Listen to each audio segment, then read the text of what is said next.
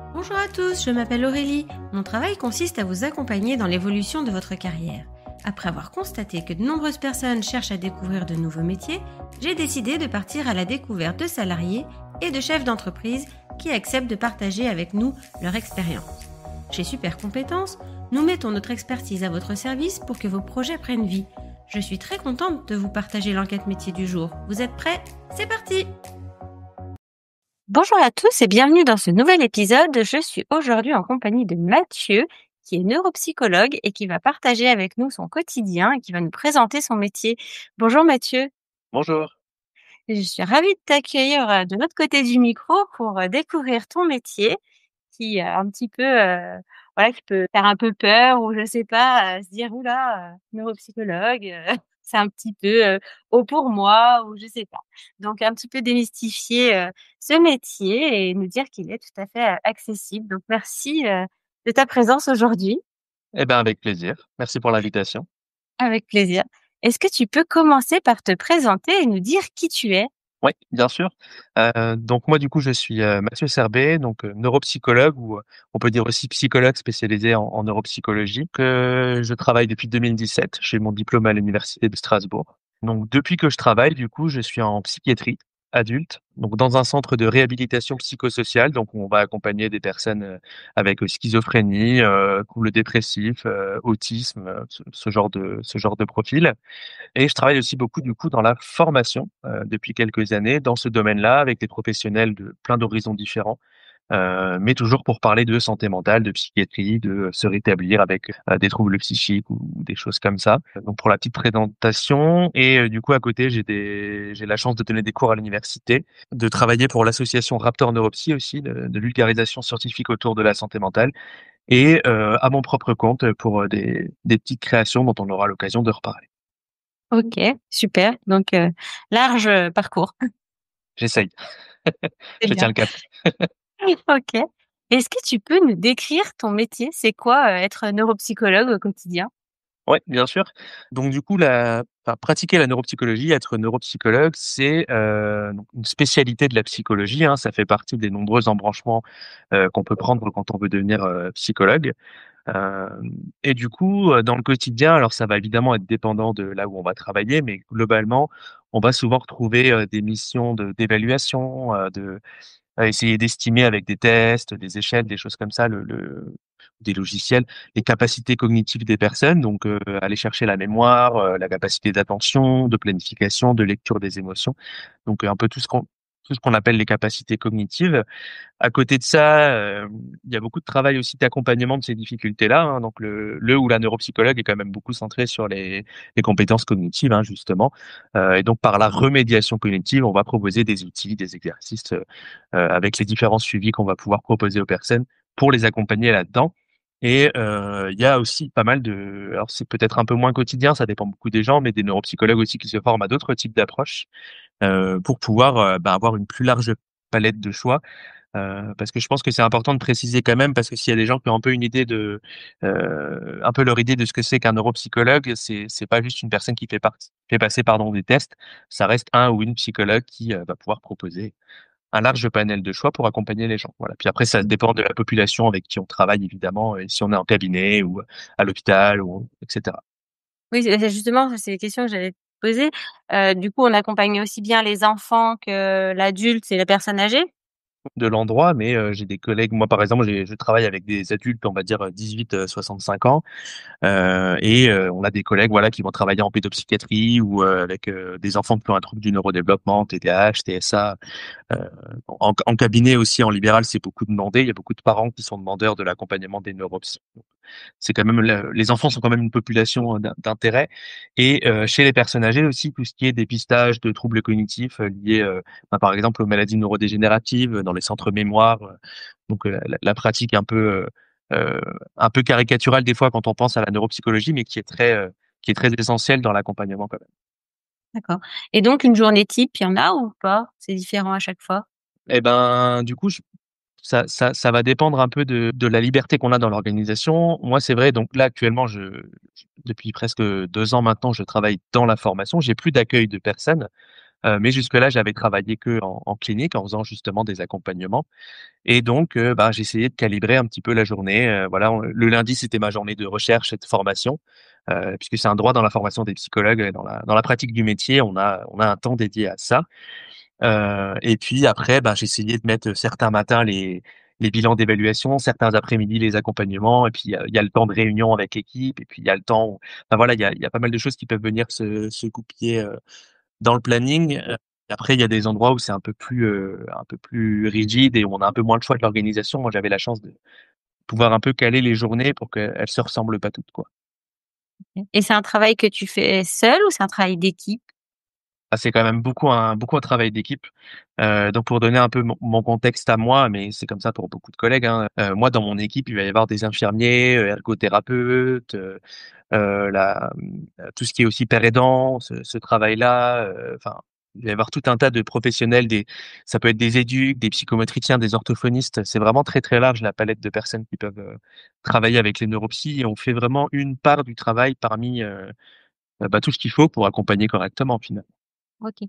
Donc que je sois en libéral ou en structure, ça reste de l'équipe aussi, c'est parce qu'on est en libéral qu'on est seul? Bah, c'est ça. Après, peut-être si on a un cabinet qui est pas dans une maison de santé ou un endroit un peu qui regroupe du monde, on sera physiquement un peu plus isolé, mais on est obligé de faire du lien. Quelqu'un qui va être en libéral, il va travailler avec des psychiatres, avec d'autres psychologues, et il va pouvoir adresser des personnes à d'autres professionnels. Voilà, je pense que c'est important pour les personnes accompagnées aussi de savoir qu'il y a, bah, ces équipes, quelque chose de pluridisciplinaire, et que c'est pas juste je vois quelqu'un et puis mon dossier tombe dans l'oubli, mais que avec accord de la personne, on va essayer de travailler en lien, quoi, bien sûr. D'accord. Et concernant tes conditions de travail, comment ça se passe? Tu travailles en semaine, toute la semaine, le week-end, le soir? Comment? Bah, du coup, avec mes 47 casquettes, c'est un peu différent de la pratique courante. Globalement, ça reste, sinon un 9h-17h en bureau, assez classique. Évidemment, en libéral, j'ai des collègues, ils vont par exemple mettre des samedis parce que c'est le moment où les personnes travaillent moins et donc ont plus de liberté pour venir. On a un peu plus de liberté d'horaire, mais en institution, c'est des horaires généralement assez classiques, de bureau. Et moi, du coup, bah, avec les autres activités que j'ai nécessairement, les cours à la fac, c'est le soir, les préparations de conférences, écriture de livres et tout ça, ça va être les soirs, les week-ends, mais globalement, ça reste sinon une activité d'horaire de bureau. OK, il y a pas d'urgence, de garde, de choses comme ça, quoi? Non, non, du tout, c'est vraiment pas médical, hein, c'est vraiment pas une spécialité de la médecine, c'est une spécialité de la psychologie, et on n'est pas en service d'urgence ou des choses Mmh. comme ça. OK. Quelles sont les compétences nécessaires pour, être neuropsychologue? Oui. Déjà, je dirais que la base, c'est les mêmes que pour tous les psychologues et toutes les psychologues. Ça va être la capacité, bah, d'intégrer pas mal de concepts théoriques, une soif d'apprendre, une curiosité, tout ce qui est humain, hein, évidemment, l'empathie, la bienveillance, l'accueil des paroles, la neutralité, enfin, ce qu'on peut imaginer quand on pense aux psychologues de manière générale. Après, ça va être, capacité d'analyse, une aisance un peu avec, ouais, l'analyse, j'ai pas trop d'autres termes, parce qu'en neuropsychologie, il y a beaucoup, quand même souvent des tests et des choses comme ça, donc faut savoir interpréter, faut savoir faire des liens entre les notions, faut savoir décortiquer, faut savoir mêler la vie de la personne et puis les éléments qu'on va retrouver en consultation dans les évaluations. C'est ça, je dirais une capacité quand même d'analyse assez centrale, et une aisance avec les apprentissages. OK. Et donc, est-ce que c'est un métier où il y a un fort besoin de praticiens? Eh ben, ça augmente beaucoup dans les dernières années. On se rend compte que c'est quelque chose qui est très, très utile. Bon, c'est facile, de ma part de dire ça, bien sûr. Mais pour donner l'exemple de mon institution, il y a une dizaine d'années, il y avait un neuropsychologue, le premier qui était arrivé dans l'institution, et on doit être une 10 ou douzaine ou un peu plus maintenant, qui pratiquent cette spécialité-là en 10 ans de création de postes. Et comme on se rend de plus en plus compte qu'il y a des besoins là, notamment en psychiatrie d'accompagnement cognitif, mais aussi en réhabilitation, en rééducation, centre mémoire, j'en parlais, c'est quand même un métier qui est assez demandé, et c'est une spécialité qui est assez vendeuse en psychologie. OK. Et donc, quel est le parcours pour faire, ce métier? Et ben, du coup, comme tous les psychologues, on a la licence d'abord de psychologie qui est commune, donc nos 3 années, après le bac, et ensuite pendant le master, c'est là où on va se spécialiser.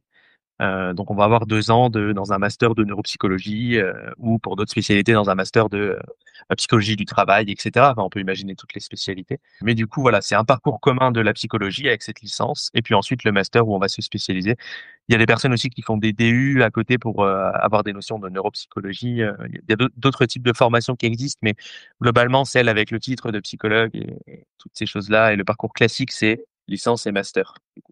OK. Et est-ce que tu vois, dans ton quotidien des personnes en reconversion, venir vers ce métier-là?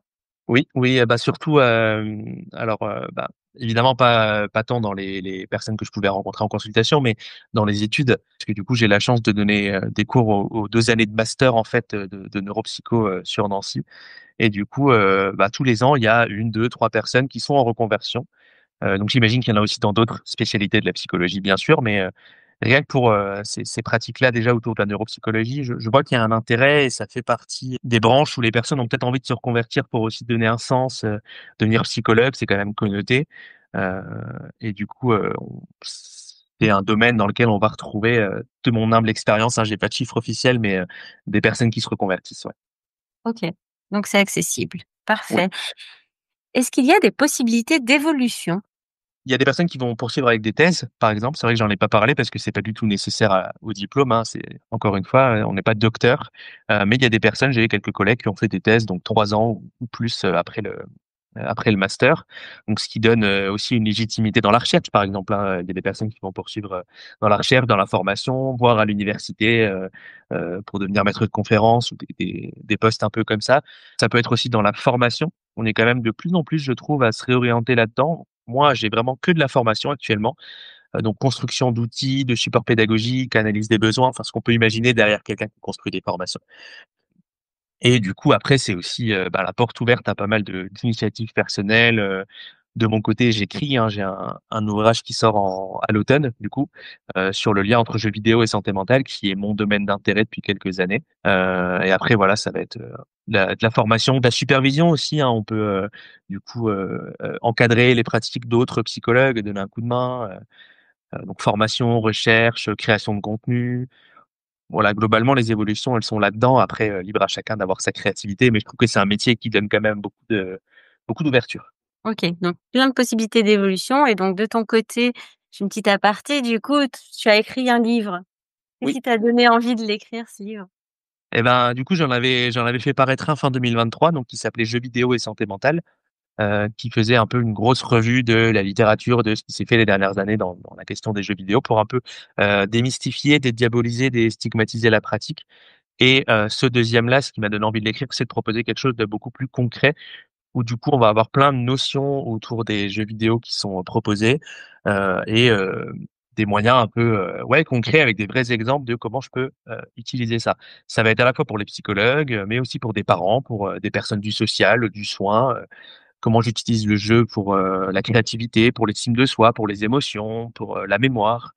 Donc voilà, ce qui m'a donné envie, c'est, cette volonté de partager, de créer du contenu et de donner des outils concrets aux personnes. OK, super. Bon, bah, j'ai hâte de le lire quand même parce qu'avec des ados à la maison, ça peut être sympa. Enfin des ados et pas que, parce que j'ai le petit aussi, donc ça va être, intéressant, de lire, ça.